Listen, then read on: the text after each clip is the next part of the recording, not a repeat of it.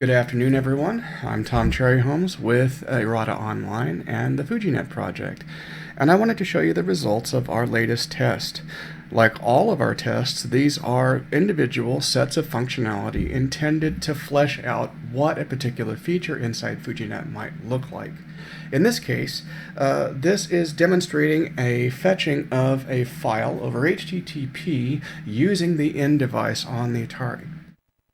What's the end device? The end device is a new CIO device that's loaded in via a handler like AUTORUN.SYS that provides you an end device, which gives you access to being able to do things like fetch data over HTTP, control FujiNet functions, etc., do file level sharing, that sort of thing.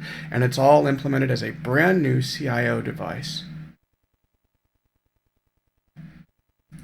So for our test here, we have our usual config here, and we have a disk that has our N handler on it. This is a prototype of the N handler, the details of which are in the Atari Age thread, which I detail what's inside the handler, what's inside the ESP, so that you can get an idea of how I take and implement new functionality. We'll go ahead and boot this. Now, because I have debugging turned on, things are a tiny bit slower than normal, but everything looks normal so far. But watch this. Here we have a new end device, and we're going to fetch from HTTP and a web server that I have sitting over in GCP, a little test program.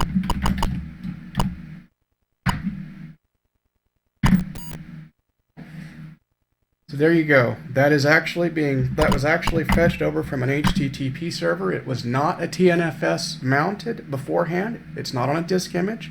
It's not on a local drive, but it's actually being pulled ad hoc from the web. Straight in.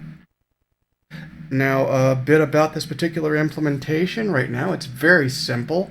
It implements CIO get character. This particular prototype only does CIO get character, one character at a time, filling up and calling SIO to fill up buffers in 256 byte chunks, which is why the beeps sounded, distinctly like double density size beeps.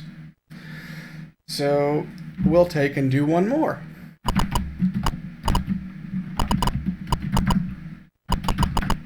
And yes, this is case sensitive. It's because of the underlying ESP firmware.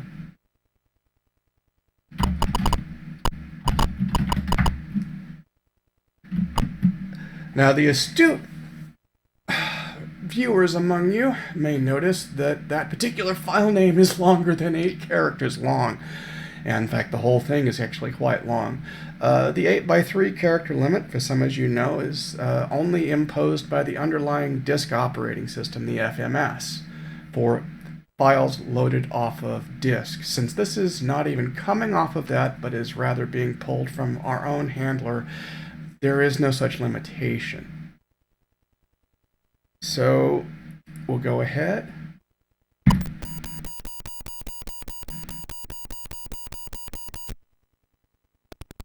And there's Blackjack, ready to go.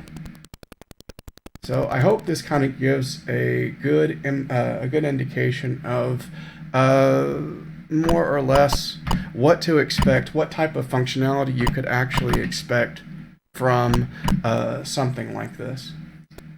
There's still more to work out, there's still more to flesh out, but I think this is a good demonstration so far. What do you think, guys? Until next time, have fun. Oops.